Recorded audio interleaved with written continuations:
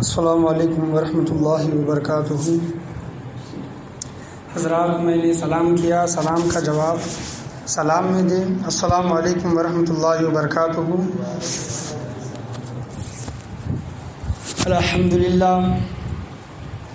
للہ رب العالمین والعاقبۃ للمتقین والصلاة والسلام علی سید الانبیاء والمرسلین وعلی آلہ وصحابہ اجمعین، اما بعد فاعوذ باللہ من الشیطان الرجیم، بسم اللہ الرحمن الرحیم۔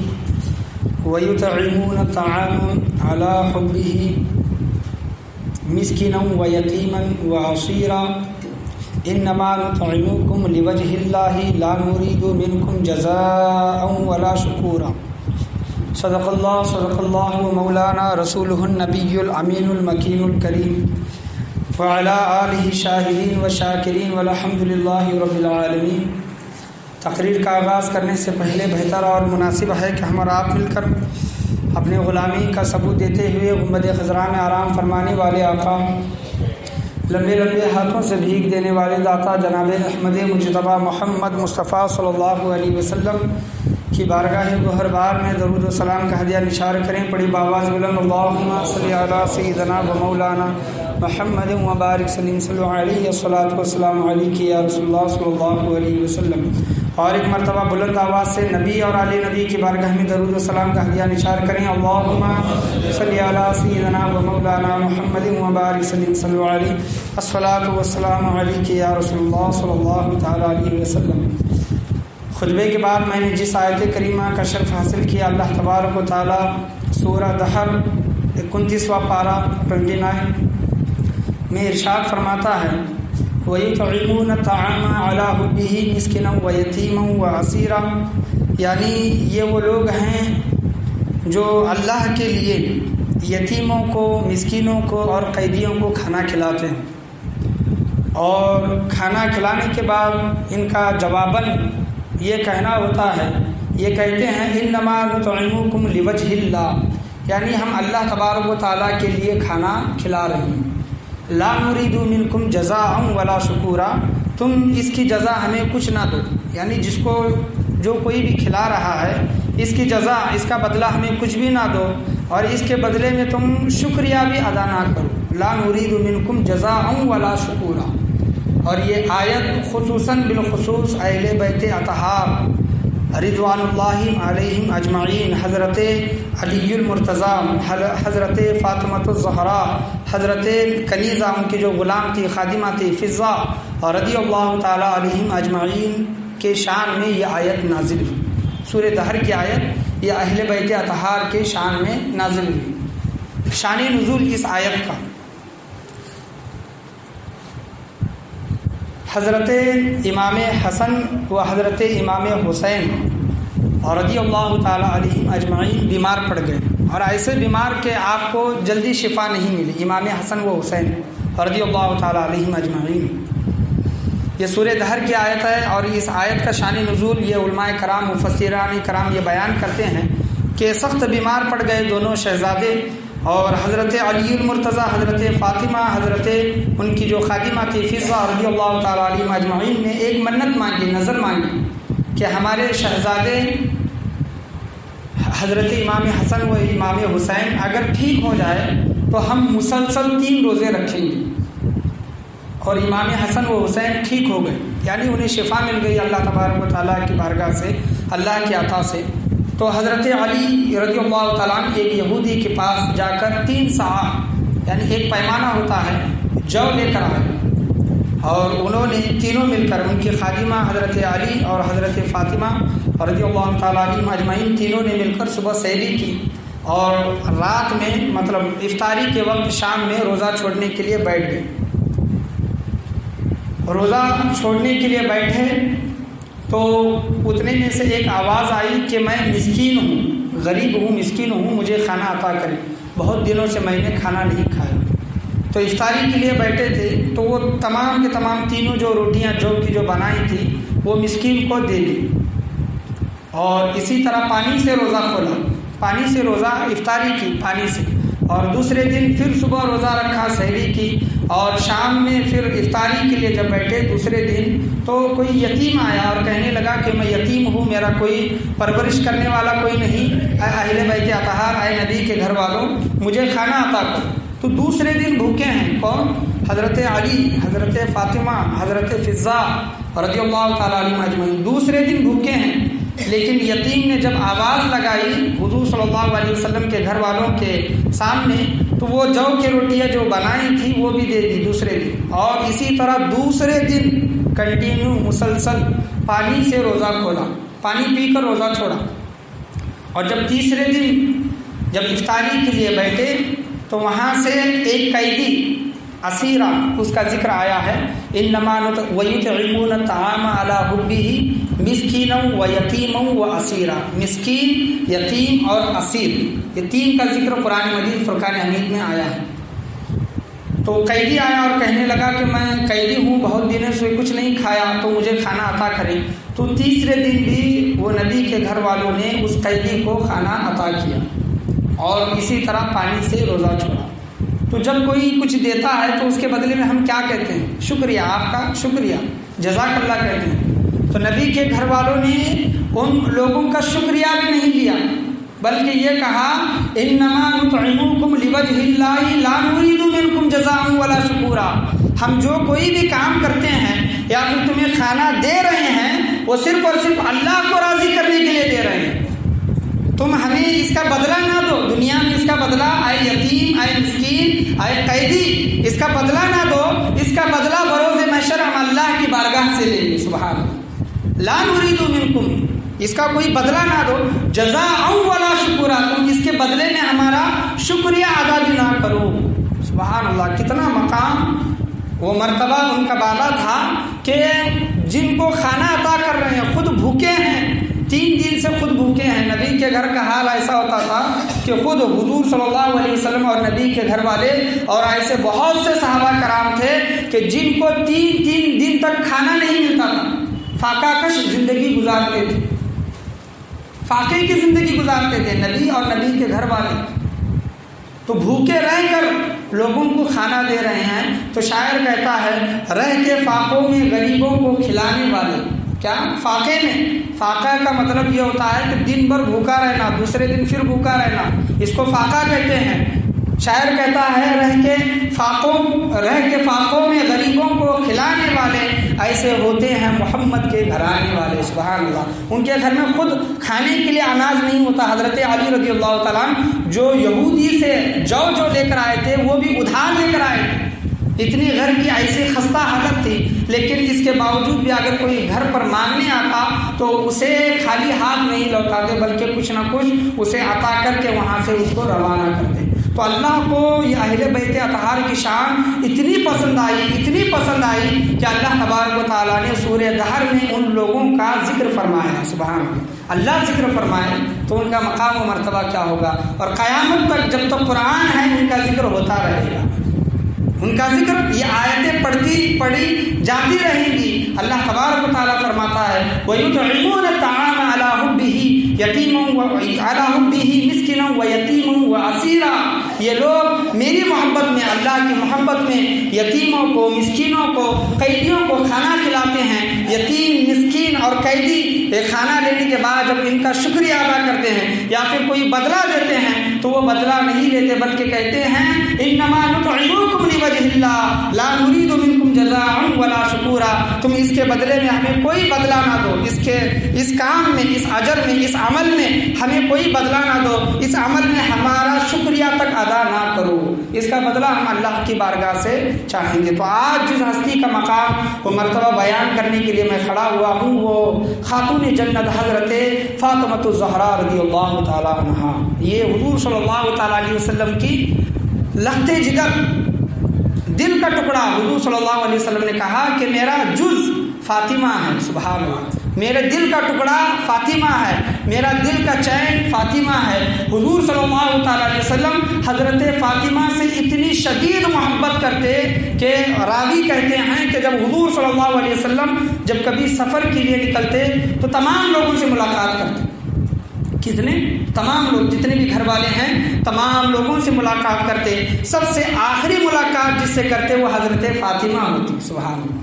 سب سے آخری ملاقات جب سفر کے لیے نکلتے، سب سے آخری ملاقات حضرت فاطمہ رضی اللہ تعالیٰ عنہا سے کرتے، اور جب سفر سے لوٹتے تو سب سے پہلی ملاقات جس سے کرتے وہ حضرت فاطمہ ہے، سبحان اللہ۔ ان کا مقام و مرتبہ یہ ہے کہ حضرت فاطمہ رضی اللہ تعالیٰ عنہا جب حضور صلی اللہ علیہ وسلم کے گھر میں آتی تو حضور کھڑے ہو جاتے، حضور کھڑے ہو جاتے فاطمہ کی تعظیم میں۔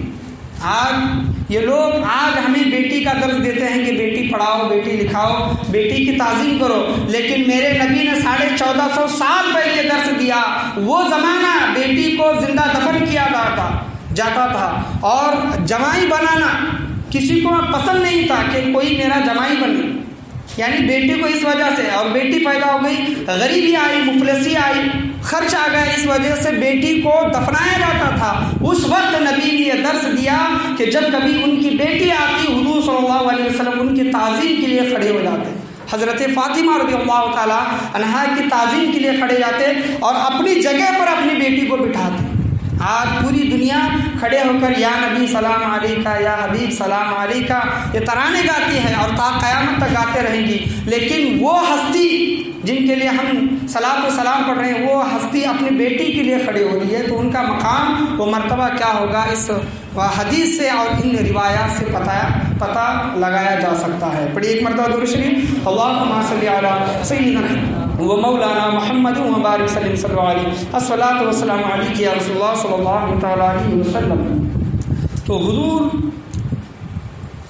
صلی اللہ علیہ وسلم کا آخری وقت تھا۔ میں چند فضائل آپ کے سامنے بیان کرنے کی کوشش کروں گا، تقریر کو بہت لمبی چوڑی نہیں کروں گا۔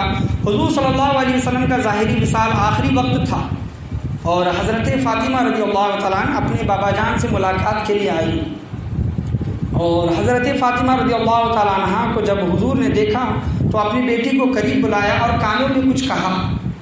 حضرت فاطمہ کو کانوں میں کچھ کہا۔ پہلی بار جو کہا حضرت فاطمہ نے جب سنا تو رونے لگی۔ اس وقت حجرہ عائشہ میں حضرت حضور صلی اللہ علیہ وسلم وہاں پر موجود تھے، حضرت فاطمہ وہاں پر آئی ہوئی تھی حجرہ عائشہ میں، اور حضرت عائشہ رضی اللہ تعالیٰ عنہ یہ تمام واقعہ باپ اور بیٹی کا یہ تمام واقعہ دیکھ رہی تھی۔ جب پہلی بات کہی تو حضرت فاطمہ رونا شروع کر دی، رونے لگی، اور کچھ دیر کے بعد حضور صلی اللہ علیہ وسلم نے پھر بلا کر کانوں میں کچھ کہا تو حضرت فاطمہ رضی اللہ تعالیٰ عنہ مسکرانے لگی، سبحان اللہ۔ پہلی مرتبہ روئی اور دوسری مرتبہ مسکرائی۔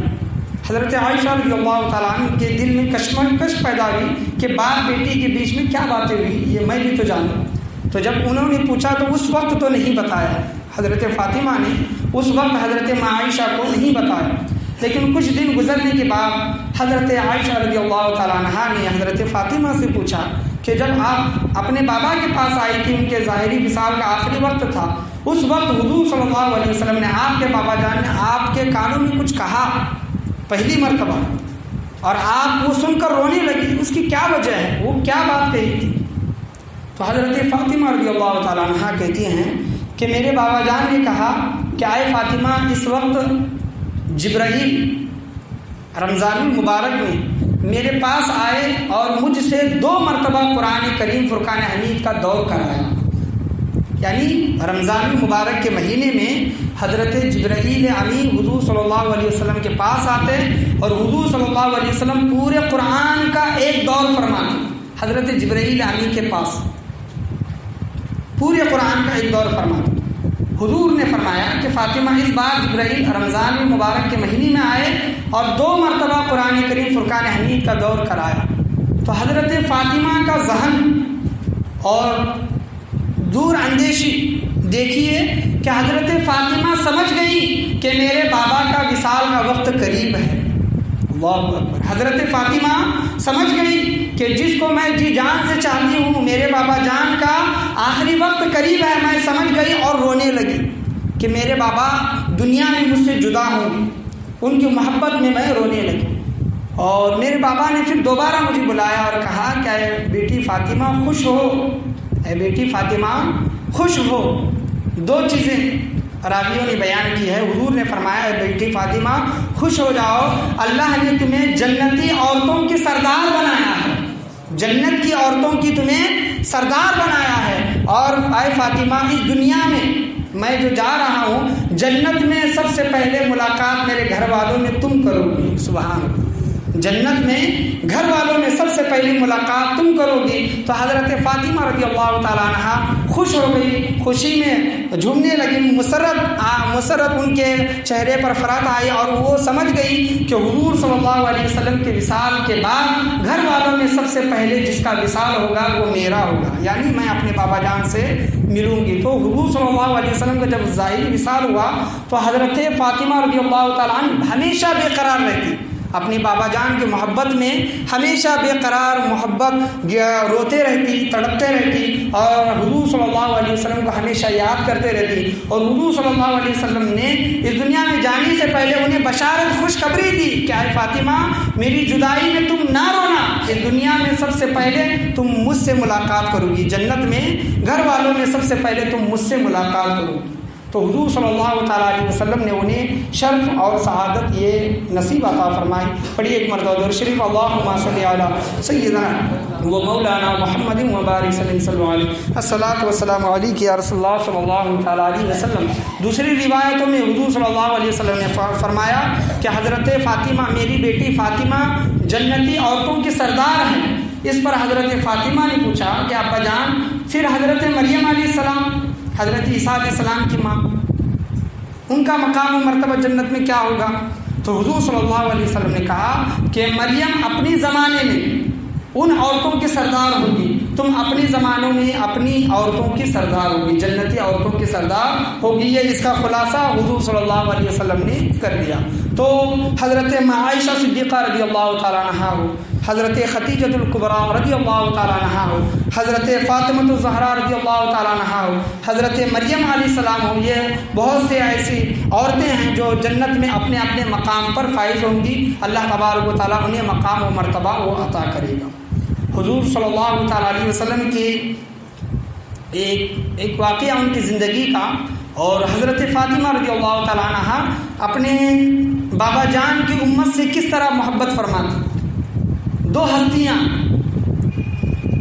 امت کے لیے بہت روئی ہیں، ایک حضور صلی اللہ علیہ وسلم اور دوسری ان کی بیٹی حضرت فاطمہ رضی اللہ تعالیٰ عنہ، اور ہمیشہ اپنی بابا جان کی امت کے لیے دعا کی ہے، چاہے وہ امام حسن و حسین ہو یا فاطمہ الزہرا رضی اللہ تعالیٰ عنہ ہو، اپنی نانا جان اپنی بابا جان کی امت کے لیے ہمیشہ دعا کی ہے۔ واقعہ یوں ہے کہ حضرت علی رضی اللہ تعالیٰ عنہ اپنے گھر میں آئے اور ان کا چہرہ کچھ پھیکا پڑا ہوا تھا۔ حضرت فاطمہ نے پوچھا کیا میرے سرتاج آپ کیوں غمگین ہیں، آپ کو کس بات نے رسوا غمگین کیا ہے، ناراض کیا ہے؟ تو حضرت علی کہتے ہیں کہ میں آج حضرت عثمان میرے بھائی کے گھر سے آ رہا ہوں، حضرت عثمان، اور عثمان نے آج بہت ہی بہترین دعوت کی ہے، بہترین دعوت۔ تو حضرت فاطمہ پوچھتی ہیں کہ کیسی دعوت؟ تو حضرت علی فرماتے ہیں کہ حضرت عثمان رضی اللہ تعالیٰ عنہ نے حضور صلی اللہ علیہ وسلم کو اپنے گھر پر دعوت دی، کھانے کی دعوت دی، اور جب حضور صلی اللہ علیہ وسلم اپنے گھر سے حضرت عثمان غنی رضی اللہ تعالیٰ عنہ کے گھر تک جب چل رہے تھے تو حضرت عثمان غنی رضی اللہ تعالیٰ عنہ حضور صلی اللہ علیہ وسلم کے ایک ایک قدم کو گن رہے تھے کہ کتنے قدم حضور صلی اللہ علیہ وسلم کے گھر سے حضرت عثمان کے گھر تک، جہاں پر دعوت پر جانا ہے وہاں تک کتنے قدم ہوتے ہیں۔ تو حضرت علی فرماتے ہیں کہ حضرت عثمان نے حضور کے ایک ایک قدم پر ایک ایک غلام کو آزاد کیا ہے۔ سبحان اللہ، اس وقت غلام کوئی 1-2 روپیہ، 1-2 اشرفی، 1-2 دینار میں نہیں آتا تھا، بلکہ 1000 دیناروں میں غلام خریدے جاتے تھے، بیچے جاتے تھے۔ غلام کی قیمت ہوتی تھی اس وقت بہت زیادہ، اور حضرت عثمان غنی کی سخاوت دیکھی ہے کہ حضور صلی اللہ علیہ وسلم کے ایک ایک قدم پر انہوں نے اپنا ایک ایک غلام آزاد کیا۔ ایسی دریا دلی، ایسی سخاوت۔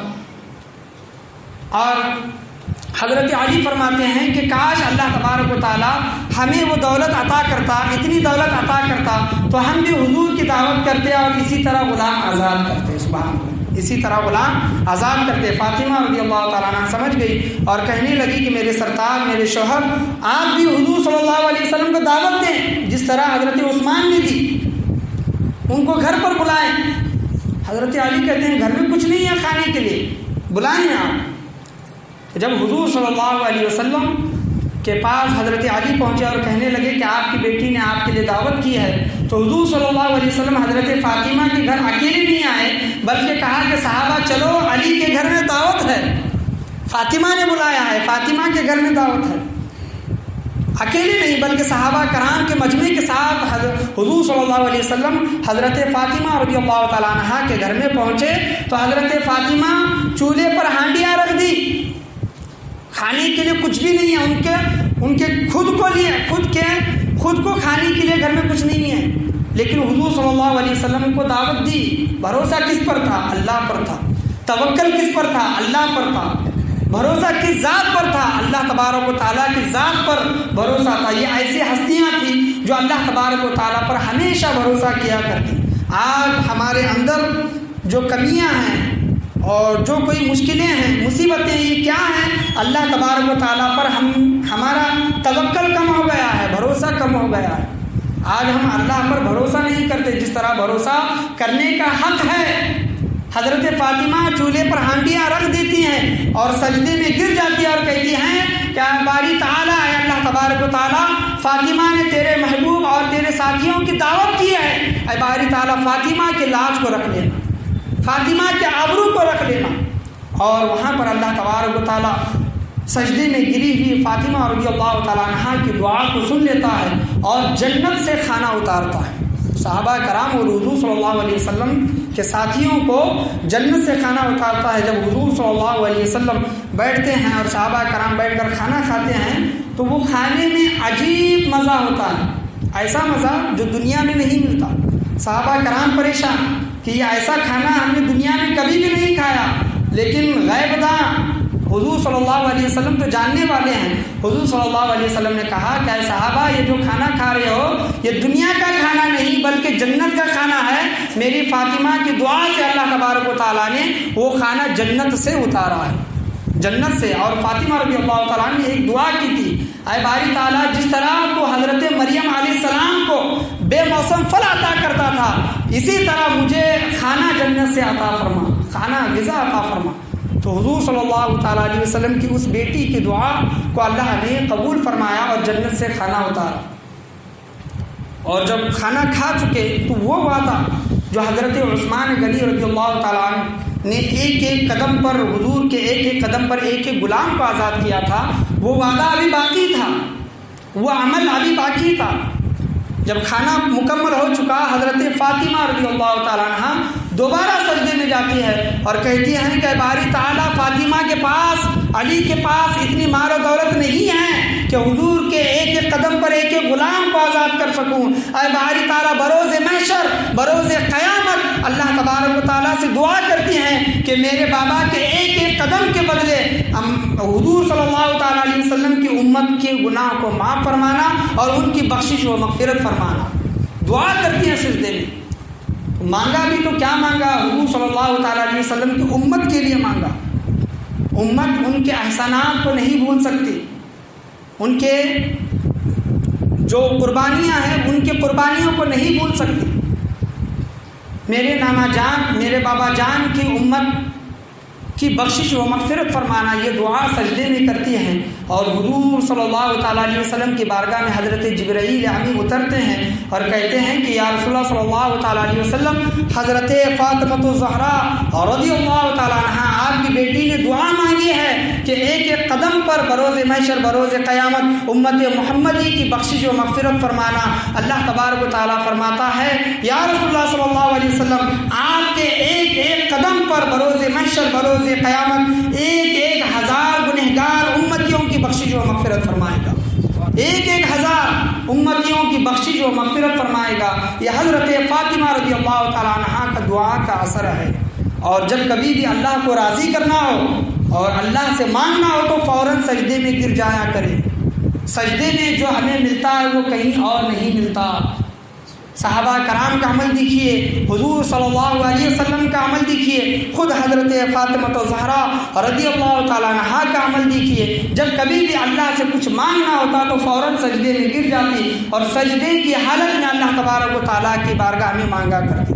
تو ہمیں بھی ان کے طریقے پر عمل کرنے کی توفیق و رفیق عطا فرمائے۔ اور ان کا روزہ بھی کیسا روزہ، 3 دن مسلسل وہ فاقہ رہے اور یتیموں کو، مسکینوں کو، قیدیوں کو کھلاتے رہے۔ ان کی شان میں اللہ تبارک و تعالیٰ سورہ دہر میں آیت اتارتا ہے کہ یہ لوگ وہ ہیں جو لوگوں کو کھانا کھلاتے ہیں تو صرف اور صرف اللہ کی محبت میں، اللہ کو راضی کرنے کے لیے کھانا کھلاتے ہیں۔ یہ رمضان المبارک کا مہینہ ہے تو ہمیں بھی اس مہینے میں بھوکوں کو، پیاسوں کو کھانا کھلانے کی ہمیں پوری کوشش کرنی چاہیے۔ اور اس مہینے کی عظمت و برکت یہ ہے کہ اس مہینے میں زیادہ سے زیادہ اور ہو سکے تو کثیر تعداد میں عبادتیں کرنے کی، مکمل روزے رکھنے کی، تراویحاں پڑھنے کی ہمیں کوشش کرنی چاہیے۔ رمضان کا مہینہ کیسا مہینہ ہے؟ حضور صلی اللہ علیہ وسلم فرماتے ہیں کہ اگر میری امت کو پتہ چلتا، اگر میری امت کو معلوم ہو جائے، یہ معلوم نہیں ہو سکتا، یہ تو اخروی زندگی کے معاملات ہیں کہ کیسا اجر، کیسا انعام، کیسا بدلہ ملے گا آخرت میں، لیکن حضور فرماتے ہیں حدیث میں کہ اگر میری امت کو معلوم ہوتا کہ رمضان میں اللہ تبارک و تعالیٰ لوگوں کو کس طرح عطا فرماتا ہے، کیا انعام عطا فرماتا ہے، تو میری امت ہمیشہ یہ دعا کرتی کہ باری تعالیٰ پورا سال بھر رمضان ہی رہے، پورا سال کا سال رمضان ہی رہے۔ یہ اللہ کی بارگاہ میں ہمیشہ میری امت دعا کرتی ہے اگر اس کو پتہ چل جائے کہ رمضان کا مقام و مرتبہ کیا ہے۔ اور روزے جو ہم رکھتے ہیں، یاد رکھیے جہنم کے 7 دروازے ہیں، جہنم کے 7 دروازے ہیں، لیکن اللہ نے جنت کے 8 دروازے رکھے ہیں۔ جنت کے 8 اور جہنم کے 7 کیوں؟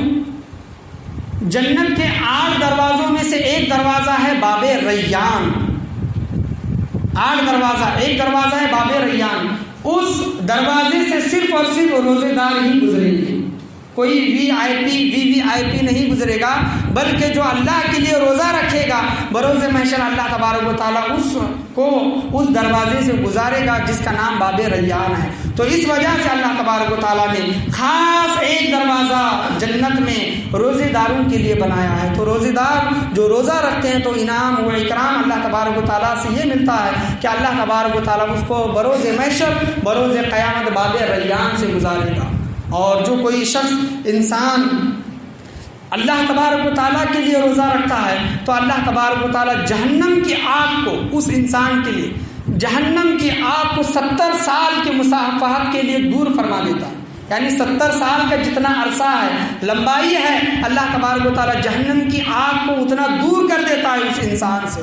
جو انسان اللہ تبارک و تعالیٰ کی رضا کے لیے، اللہ تبارک و تعالیٰ کو راضی کرنے کے لیے رمضان کے روزے رکھتا ہے۔ تو ہمیں یہ رمضان کا مہینہ ملا ہے تو اس میں ہمیں بھرپور عبادتیں کرنے کی کوشش کرنی چاہیے، اور اس میں ہمیشہ دعا کرنی چاہیے کہ اللہ تبارک و تعالیٰ اس رمضان المبارک کے مہینے میں ہم تمام لوگوں کی بخشش و مغفرت فرمائیں، کیونکہ حضور کی یہ حدیث ہے کہ اس مہینے میں اگر انسان بخشا نہ جائے تو ایسا انسان ہلاک ہو، تباہ ہو، برباد ہو، جو رمضان کا مہینہ پائے اور اللہ کی بارگاہ میں اپنی بخشش و مغفرت نہ فرمائے۔ تو اس مہینے میں اگر ہم اپنی بخشش و مغفرت نہیں فرمائیں گے، نہیں کرائیں گے اللہ کی بارگاہ سے اپنی بخشش و مغفرت نہیں کرائیں گے، تو ایسا کون سا مہینہ ہے جس میں ہماری بخشش و مغفرت ہو سکتی ہے؟ یہ مہینہ تو تمام مہینوں کا سردار ہے، یہ مہینہ تمام مہینوں کا سردار ہے۔ تو اس میں ہمیں بھرپور کوشش کرنی چاہیے کہ اللہ تبارک و تعالیٰ ہم سے راضی ہو اور ہماری جتنی بھی عبادتیں ہیں اللہ تبارک و تعالیٰ اپنی بارگاہ میں قبول عطا فرمائیں۔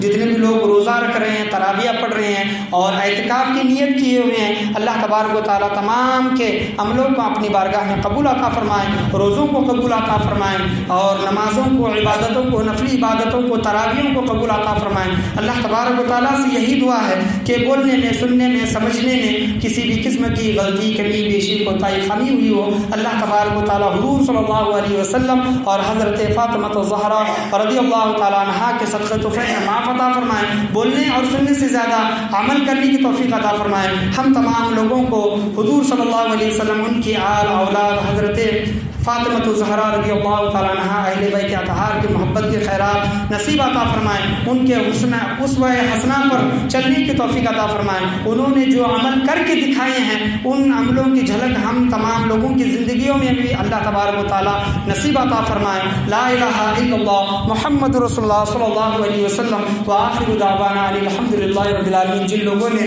سنتیں نہیں پڑھی وہ لوگ سنتیں پڑھ لیں، جو لوگ سنتیں پڑھ چکے ہیں خطبے کے لیے دو زانو ہو کر بیٹھ جائیں۔